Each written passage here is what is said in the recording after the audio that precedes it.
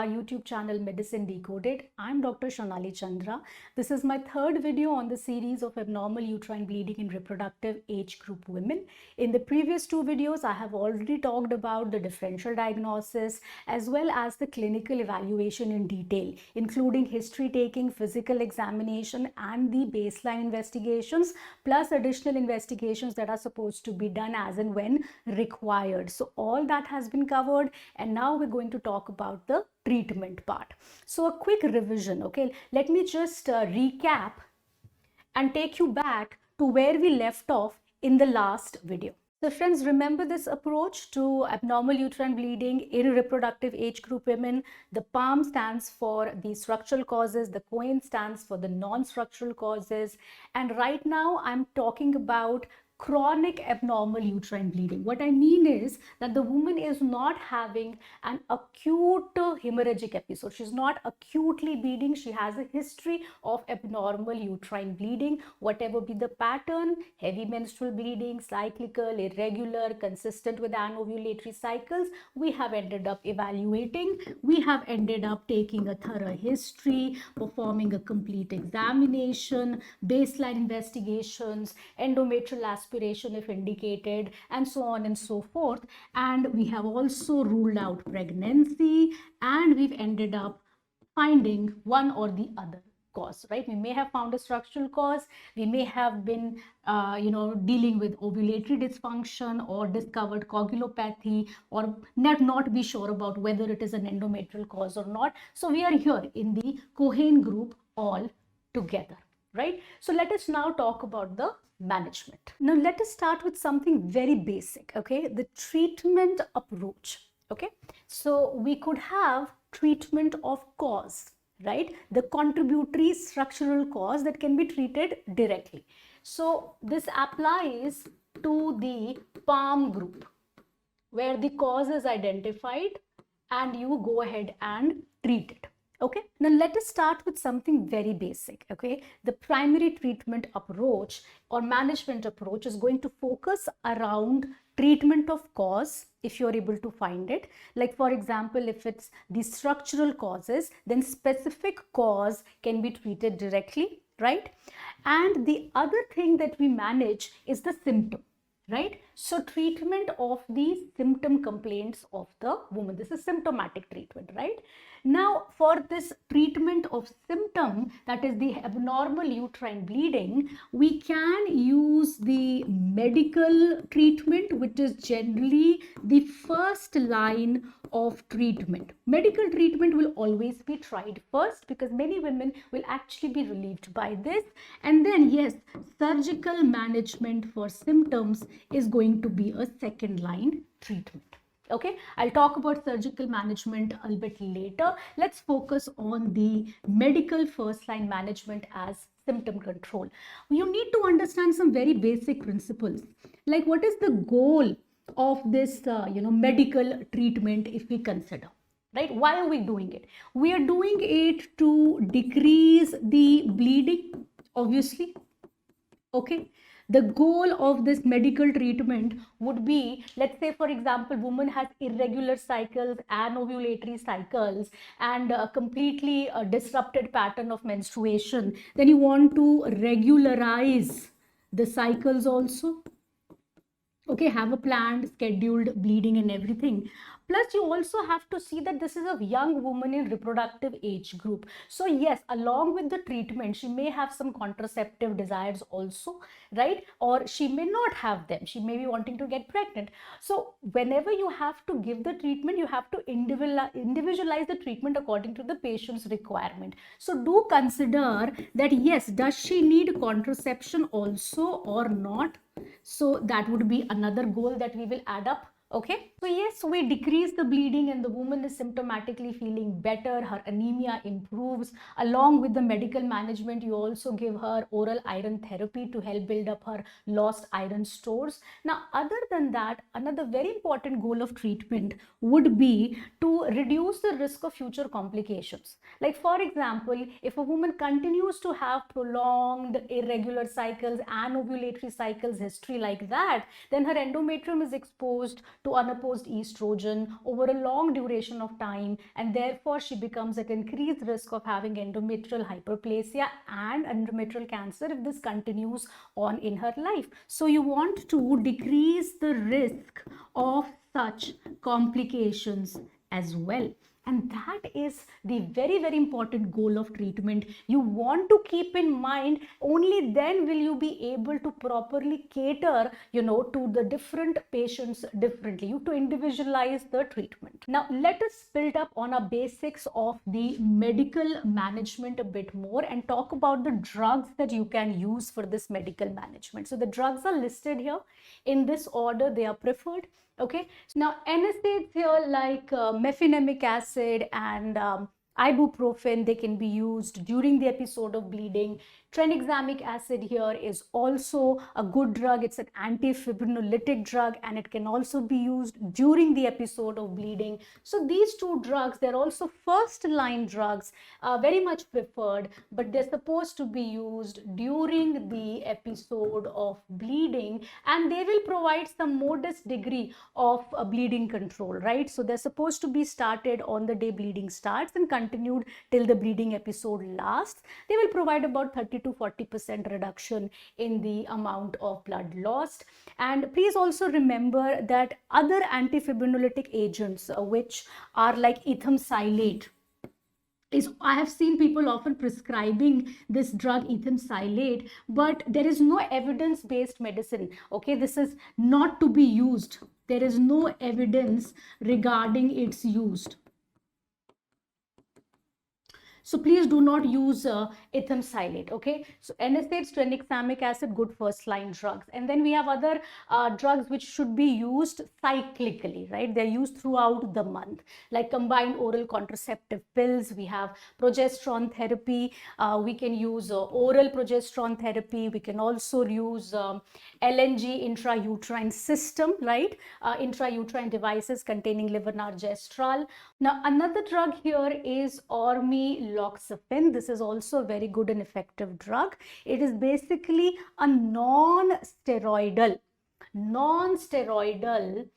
selective estrogen receptor modulator. So it targets the estrogen receptors on the endometrium, and therefore it provides effective bleeding control. But it is supposed to be used when you cannot use the hormonal agents for treatment. So hormonal agents are preferred.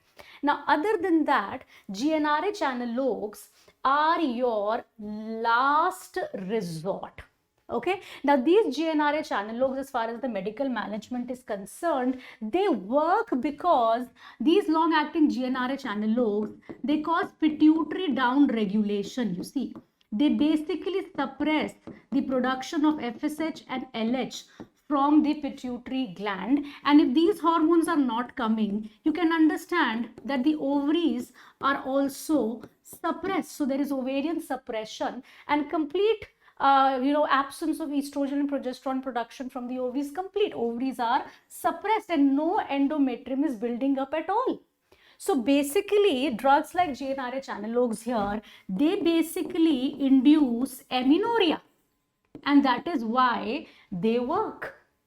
But now you can also understand that if they are going to be used for prolonged duration of time, you keep using it for more than 6 months at a stretch, you'll realize that because they cause deficiency of estrogen, they lead to bone pains, osteoporosis, menopausal-like symptoms in the woman. So they, if at all to be used, cannot be used for more than 6 months at a stretch. You'll have to give some estrogen therapy, like add back estrogen therapy after 6 months of use. So that is a very important limiting factor regarding the use of GnRH analogs. Therefore, it's to be taken as last resort medical management. Now, I also want to talk more about in detail how the hormonal methods work.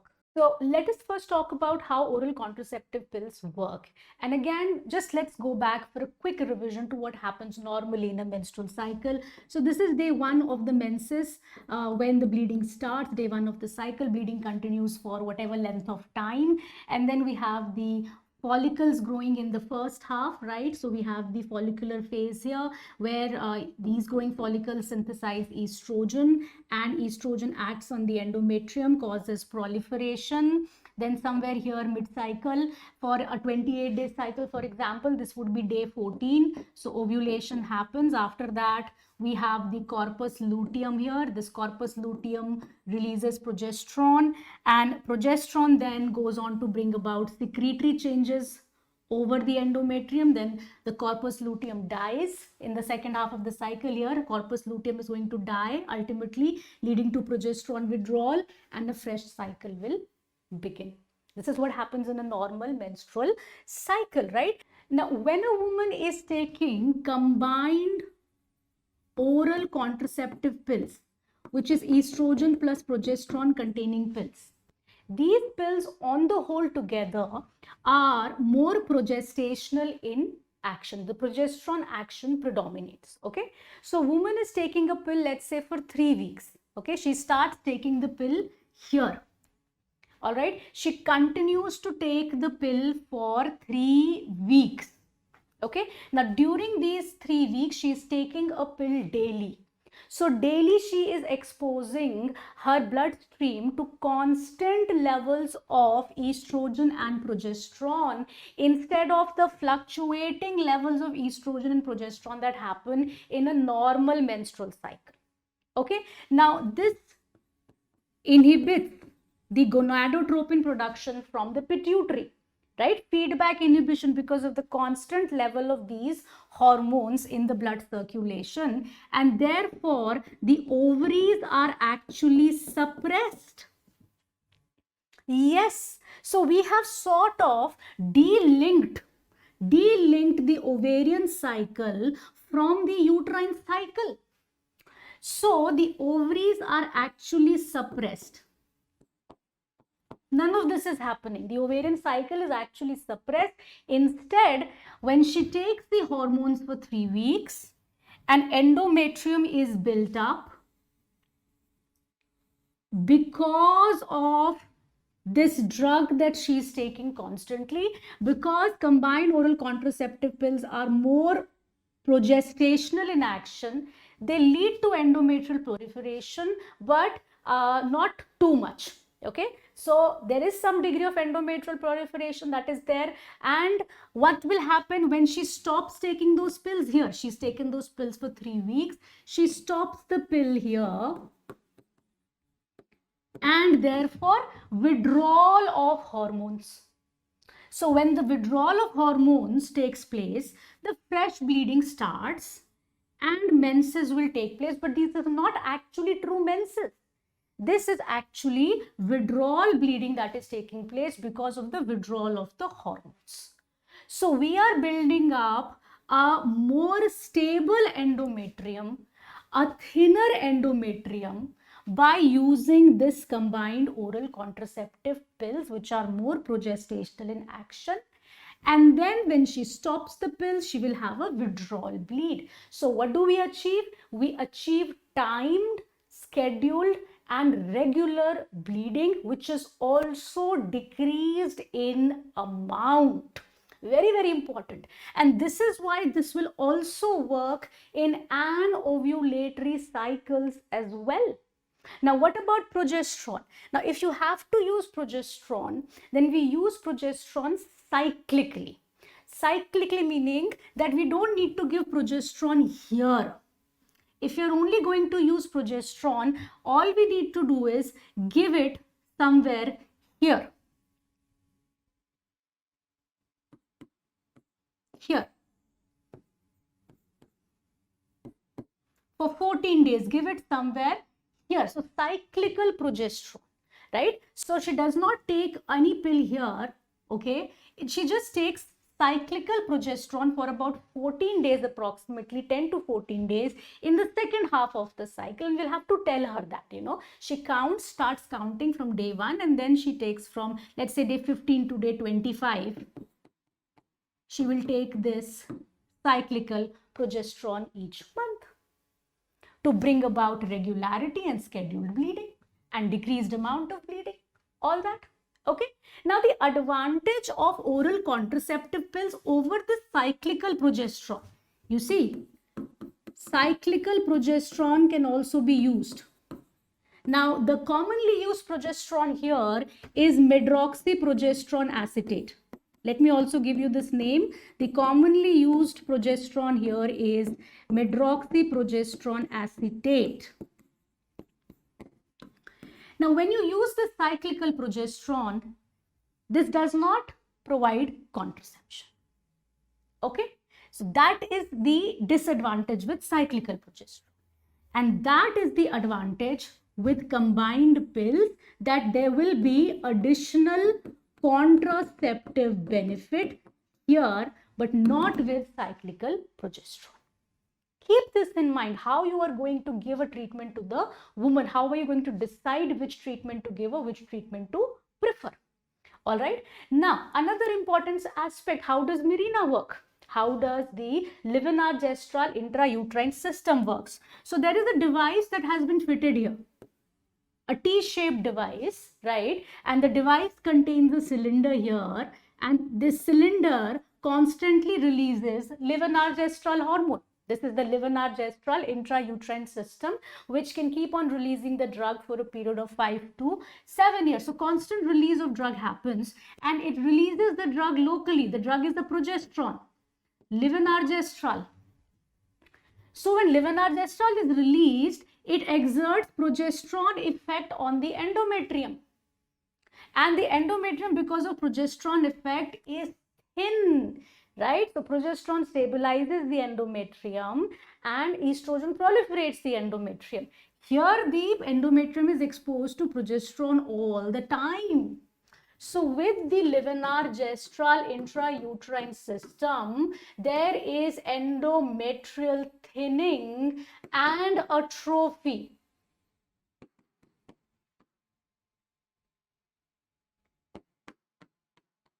And what will happen is that, yes, initially there may be some irregular bleeding because of this atrophic endometrium, but all in all together, most women will have very decreased amount of bleeding with this Gestural intrauterine system. It thins the endometrium so much that there is actually nothing left to bleed, and many women will actually go on to develop amenorrhea. This is a very, very effective method, about 80% reduction in the amount of blood loss with consistent use, and moreover, it's the one-time fit. It's the one-time fit, no need to pop in a pill daily. And on top of that, it also offers contraceptive benefit.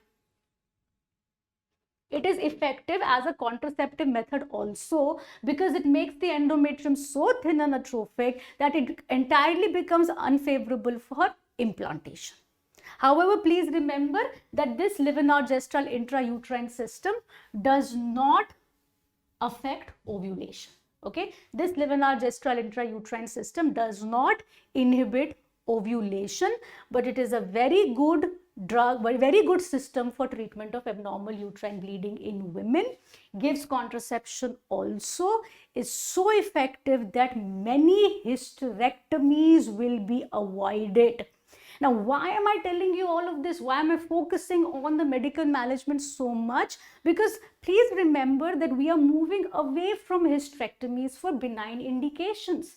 Yes, even as of now, for that matter, about 50 to 60% women who are bothered with abnormal uterine bleeding will end up getting themselves hysterectomized, will opt for hysterectomy, and they end up getting hysterectomies. But we do not want to, unnecessarily do hysterectomies all the time when conservative options are available, and the use of this system dramatically reduces the chance of a woman undergoing a hysterectomy.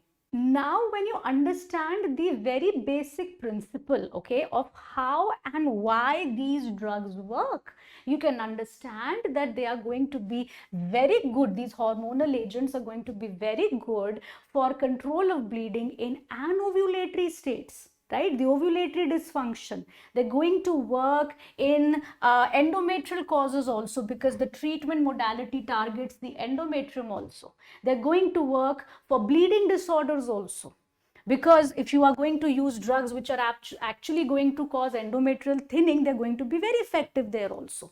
Even with combined hormonal contraceptives, a timely scheduled endometrium will be built up, and the endometrium that will be built up will be thinner as compared to normal endometrium, so it's going to be working there as well, right? So for these situations, these hormonal agents are a very good choice, plus the additional contraceptive benefit that combined pills and levonorgestrel intrauterine system offer makes it a very preferable drug for the Cohen group in general. Do you understand now why this kind of drug treatment works? So now let's also talk about some specific aspects of treatment, like treatment of structural causes. So if you have abnormal uterine bleeding because of polyps and you've identified them, it is best to treat them surgically. They're going to give good relief, and most of the times they're going to be young women. So you don't want to go for aggressive surgeries. A simple removal of the polyp will be sufficient, isn't it? So what is the treatment that you can offer her? You can offer her hysteroscopic polypectomy. Okay, so to remove a polyp inside the uterine cavity, you can go by way of a hysteroscope, remove it, resect it, and you're going to send it for histopath, arrive at a confirmation also, and come to the treatment as well in the same time. So hysteroscopic polypectomy. Now, sometimes what we can see is recurrent polyps. Woman has a polyp and maybe you remove it, and it keeps happening again and again. So if there is recurrence of polyp, it would be a good idea that remove it hysteroscopically, right? Go for a hysteroscopic polypectomy, plus you are also going to add a suppression of the endometrium, right? So give her a drug that is going to suppress the endometrial growth subsequently, because what happens is you've done a polypectomy, but again in the fresh cycles, whenever the endometrial grows, there is a tendency for polyps to form. So one idea would be to suppress the endometrial growth, and for that one can very importantly use which drug now here? We can add the levonorgestrel intrauterine system. We can add the levonorgestrel intrauterine system. That would be the best. I mean, if she's not willing for this, then one can go for combined estrogen progesterone pills also. But yes, this would be the best. That would work. Now, moving on, let us also talk in brief about what is to be done for the AUBL or leiomyoma, right? So we have to understand that you have to individualize the treatment. Okay, the same treatment will not work for every woman. Now you have to consider the age of the woman, you have to consider how many children does she already have, is her family complete or not. So you have to consider her parity also. You also have to consider how severely symptomatic she is and what kind of symptoms does she actually have, or is she asymptomatic altogether. Or you also have to consider her own fertility desires. I mean, just don't forget that, that now we are living in times where women are delaying their first pregnancy, and you can have a woman in her late 30s or 40s for that matter who still wants to conceive. So you cannot offer her aggressive surgeries for management. So you have to individualize the treatment according to these parameters, according to the patient that you are dealing with. Now, having said that, when we talked about the differential diagnosis, and I told you that you have these kind of fibroids which are submucosal. So this is the submucosal pedunculated intracavitary type. This is what we call as Figo type 0. And this is the another type where this is also submucosal, but if you can appreciate in the figure, more of the fibroid mass is protruding into the cavity and less. So you see here, less than 50% of the fibroid mass is inside the myometrium. So this is Figo type 1 of fibroids. So these are the types of fibroids which are going to be mostly the cause of abnormal uterine bleeding, and these fibroids are best treated surgically. Surgically would be you go by a hysteroscope and go for a myomectomy. So if these are the types of fibroids which are causing the main problem, the treatment of choice is usually surgical, and it is hysteroscopic myomectomy on this site. Fibroid surgery, myomectomy, removal of fibroid only. There is no need to remove the entire uterus. Okay, so that is one thing. Now the other thing is here, the rest of the fibroid. See, this is an intramural fibroid. You have a fibroid that is touching the edges of the uterine cavity and the serosal lining. You have a fibroid that is protruding into the endometrial cavity, but most of the fibroid is inside. It is intramural. Then we have the subserous types of fibroids. Now these groups of fibroids you see, I'm not saying that all of the fibroids are in same woman. I'm just saying, giving you an example here. Now, these type of fibroids are not supposed to be approached hysteroscopically. Okay, if at all they are to be approached, they are approached, abdominally, maybe open abdominal surgery or laparoscopy, whatever be. But one thing that is important is that we can try medical management also in fibroid. So don't say that for fibroid or leiomyomas, we'll straight away go with his removal of the uterus or straight away consider removal of these fibroids. You have to consider her age, her parity, her symptoms, her fertility desire. I mean, if she's not symptomatic severely, if she's not even anemic, she's having some mild amount of excessive bleeding, but if it can be managed with medical treatment, why not? She will potentially avoid a surgery. Why not? So medical treatment can also be tried first in the other Figo types. The other Figo types are 0 and 1 has been covered here. So type 2 to type 6. Remember the concept here. These are intramural and subserosal type of fibroids. So in the other types of fibroids, other Figo types, which is basically 2 to 6. Okay, this will be slightly, I'm not going into the details of the classification of Figo system. I'm giving you a broad concept here. You can try the medical management first. Now, the medical management can involve use of NSAIDs during periods, tranexamic acid during periods, right? And one can also use oral contraceptive pills in fibroid. It's not contraindicated, please. Oral contraceptive pills usage do not increase the size of the fibroid. So you can safely use oral contraceptive pills also. If the cavity is not distorted and you can happen to fit the intrauterine system, then even your LNG IUS can be used. So you have to individualize the treatment, but medical treatment can be attempted. Okay. Now, if the medical treatment fails or there is infertility because of the fibroid, then we prefer to go for surgery. Okay, and the surgical treatment has to be, please, myomectomy first. Think about conservative surgeries first.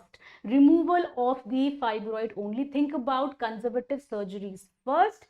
Hysterectomy should be taken as a last resort. Hysterectomy can be done for women who are more than 40 years of age, who've completed their childbearing. They do not want any more children. They want a one-time solution, right? In those cases, yes, you can offer hysterectomy as an option. But let me also tell you one thing. I'll give you an example. Let me give you a very important clinical example. For example, if there's a woman who is in the perimenopausal age group, 45 years, let's say 46, 47, she's symptomatic with fibroid, her family is complete, she doesn't want any more children, she's in the perimenopausal age group, She's symptomatic, yes, but she's mildly symptomatic, okay? It's not like she's having anemia. She's obviously having some bleeding that is excessive as compared to her regular cycles that used to happen earlier. Moreover, she is not having any anovulatory history or anything, and endometrial aspiration has been performed because she was 45 years of age, 45, 46, 47, and there is no hyperplasia, there is no cancer, nothing. You've done all that. Fertility desire isn't there. Now, do you want to remove her uterus? Do you want to offer her a major surgery, and surgery itself that will be done under anesthesia? It will involve a risk of a major surgery, involve risk of blood loss, involve risk of organ injury during surgery. It's a major surgery, right? Involve the risk of anesthesia also, where you can offer her medical treatment at the same time. Why not? Even if she's perimenopausal, she's mildly symptomatic, we can give her symptom control, and in another couple of years I'm expecting that she will have menopause, and when she'll have menopause, these fibroids will regress anyways. So don't think of hysterectomy as the only option for a woman. That's what I'm trying to tell you here. Individualize the treatment care. All right. So yes, if medical treatment fails or infertility because of fibroid, surgery is definitely fine, but also be very cautious in thinking about hysterectomy. It should be offered as the last resort, I would say. Now, let us talk about AUBA, adenomyosis. Again, you have to individualize the treatment. Okay, age, parity, fertility desires, how symptomatic is she, right? So again, when you individualize the treatment, now if she's a young woman, let's say, yes, we are identifying younger women also with adenomyosis these days, or she could be late 30s, early 40s, but she wants fertility, right? Fertility is her concern. Understand that. She wants to get pregnant sometime. Yes, she does. But let's say sometime in the future, not like immediately. She's not actively trying to have a baby, so she does not require immediate conception. It's not like she's looking to get pregnant immediately. Then you can give her Livinar Gestural Intrauterine system. Very good drug. First line, very good treatment modality. First line treatment, medical management should be tried in this situation. Okay. Second line can be your GnRH analogues, which induce amenorrhea and therefore provide relief. But then GnRH analogues should be given with add back estrogen therapy, and they cannot be given for more than 6 months at a stretch. And now conservative surgeries like adenomyomectomy, just removal of the adenoid deposits, adenomyosis deposits in the uterine musculature, that conservative surgery option is also available, but try medical treatment as first line. That is tried first. Okay. Now, other than this, if this is a young woman, fertility she wants, and she wants to get pregnant immediately and then, have a child and then deal with the adenomyosis later on, that's also fine. In fact, if she's actually in, too late in her age, 35, 40s, then you should counsel her that if she, wants to have a child, she should have a child and then deal with the adenomyosis later on and get pregnant and deal with it later on. So meanwhile, symptom control can be achieved with NSAIDs and tranexamic acids. That's also fine. Okay. Now, other than this, if she is a woman who is multiparous, let's say, fertility is not a concern,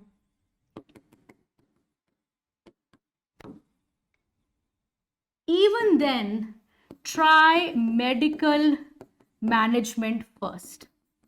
Livinar Gestural Intrauterine system is going to work very well. We can avoid potential hysterectomies here.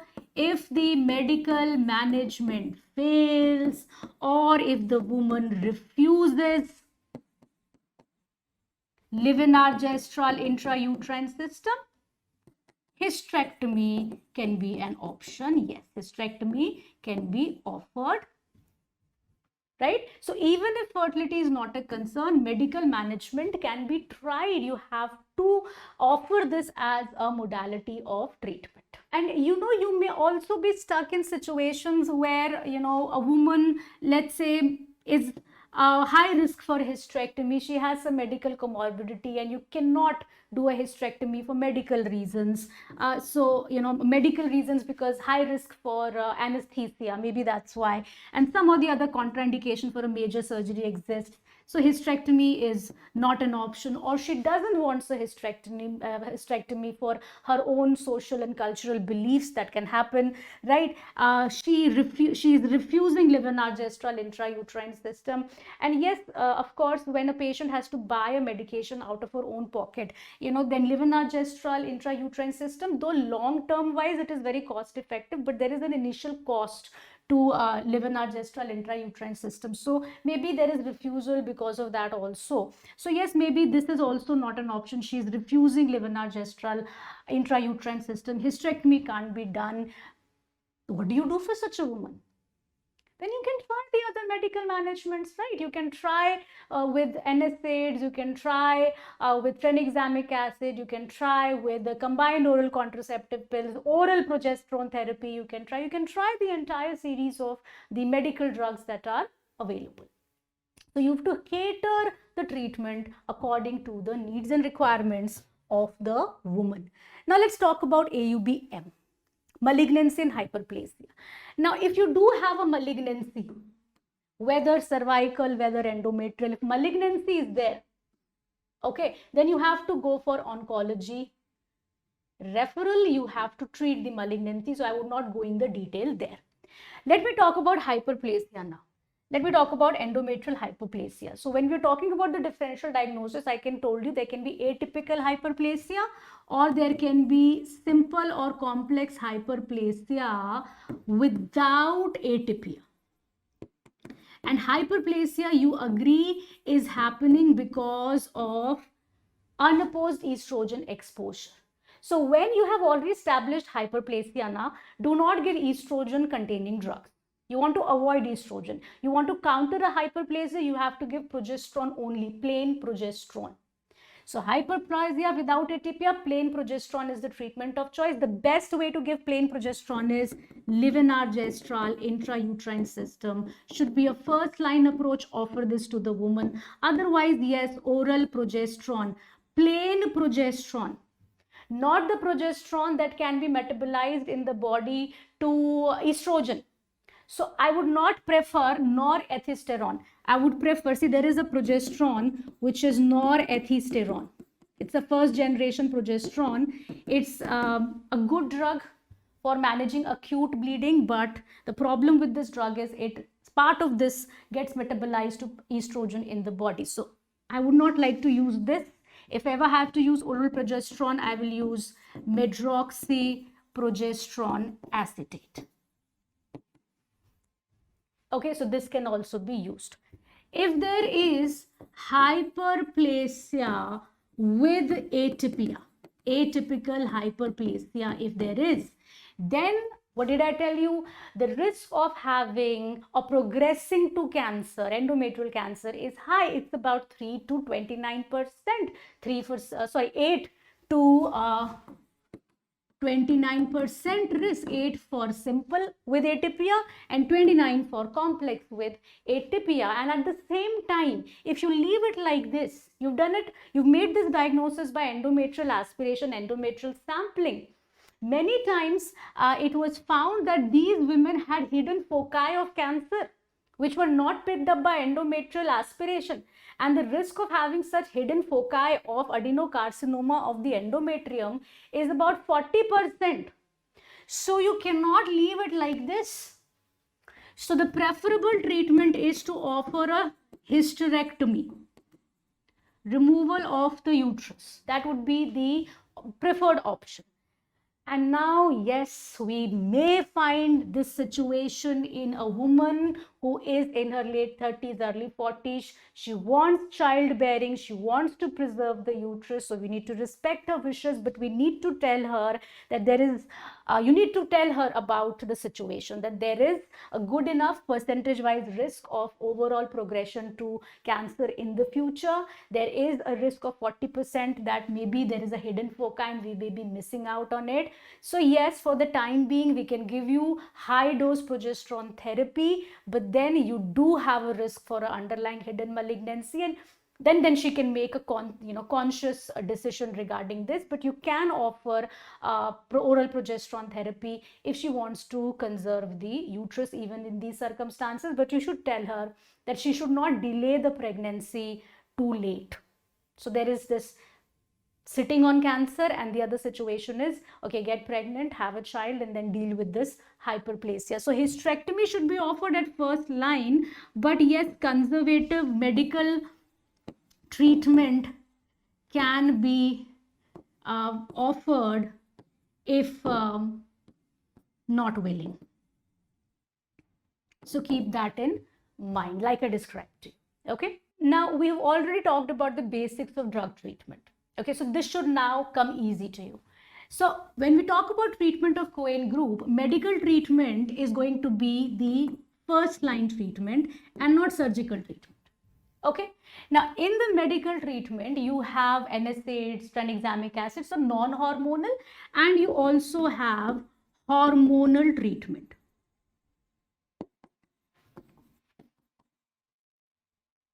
Right? So you know how they work. I'll just talk about them a little bit later. And about the surgical management. Surgical management can be conservative surgeries. Conservative surgeries means that, conservative options mean that they are invasive procedures, yes, but the uterus is not removed. Uterus is not removed. So conservative management could be endometrial ablation. Conservative management could be uterine artery embolization.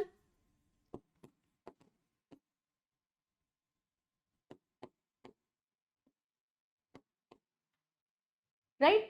And these are some of the conservative options available. But please remember that these procedures are tried for women who are not wishing for childbearing.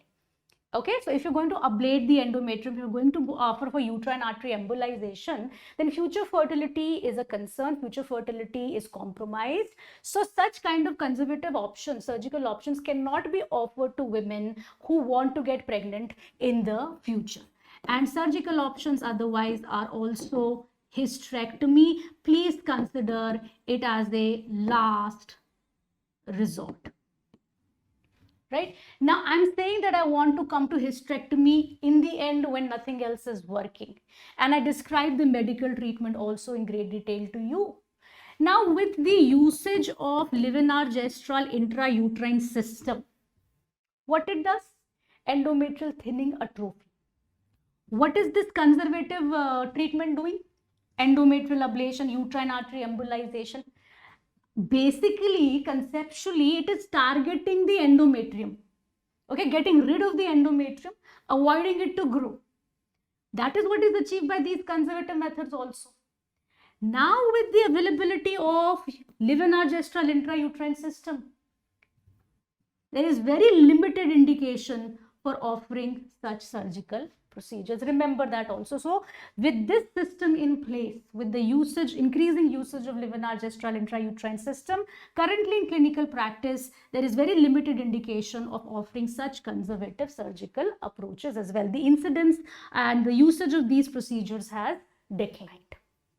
So I will not be talking about these procedures in detail, but please remember surgical procedures are to be done. So all of these surgical options are to be offered when the medical management fails and to women who do not desire future fertility, only then. Okay, now let's talk about the medical treatment of the Cohen group. The very same drugs I have listed here. So now let me give you a broad overview of the medical treatment of the Cohen group, and I will give you important pointers. The drugs are listed here. So if you look at the Cohen group, AUBC particularly, coagulopathy, then NSAIDs will not be preferable in coagulopathy. You see, for NSAIDs, because they produce low platelets as a side effect. So for AUBC, your first line drug would be tranexamic acid instead. And for AUBC, your second line would be combined oral contraceptive pills or Livinar Gestural intrauterine devices. These will be preferred. Okay, and please also remember that if these are not working, then you should take a hematologist consult and go for specific treatment for the particular bleeding disorder. Now if you have AUBO, ovulatory dysfunction and ovulatory cycles, if you have, then hormonal and non-hormonal are both acceptable methods. Right? NSAIDs and tranexamic acid can be used during the episode of bleeding. This is non-hormonal treatment. But if particularly AUB is there, AUBO is there, then hormonal will be preferred, and preference is given to first line is combined oral contraceptive pills. Okay, we can use for AUBO this cyclical luteal phase oral progesterone as well as Livinar Gestural intrauterine system. All of these are fine first line agents, but first line preferably is combined oral contraceptive pills. Remember that. Now there can be socio-cultural context here, particularly when you're talking about young adolescent girls. Right? You want to give them, they're having anovulatory cycles. I'll give you an example. She's a young 12, 13, 14-year-old girl, and you want to give her these combined oral contraceptive pills, and you may feel that certain parents, they will show some resistance. We do not want to give this medication to our child because they equate it with this is contraception.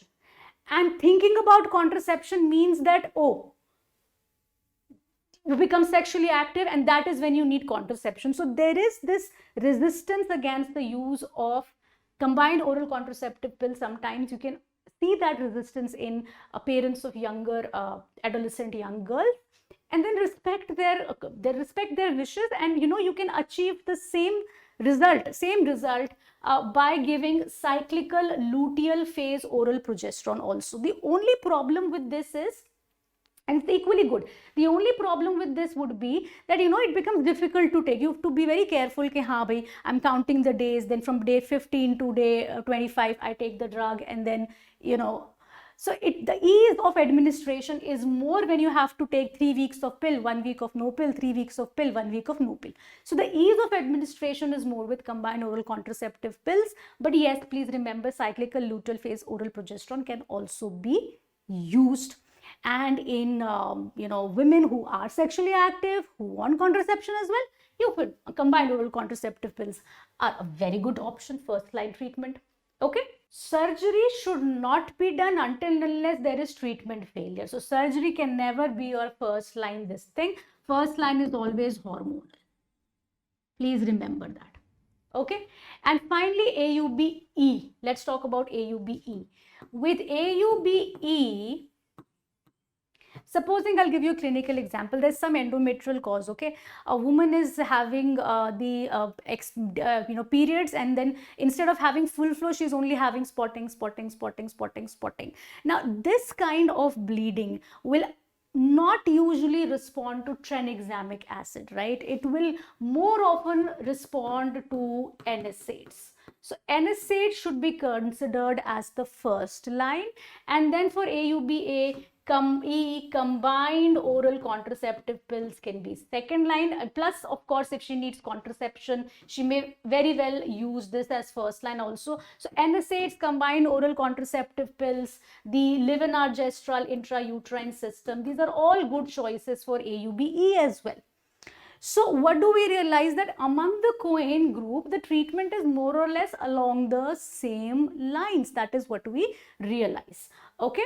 Now, I'll give you certain clinical examples to help you understand this management of Cohen group in general.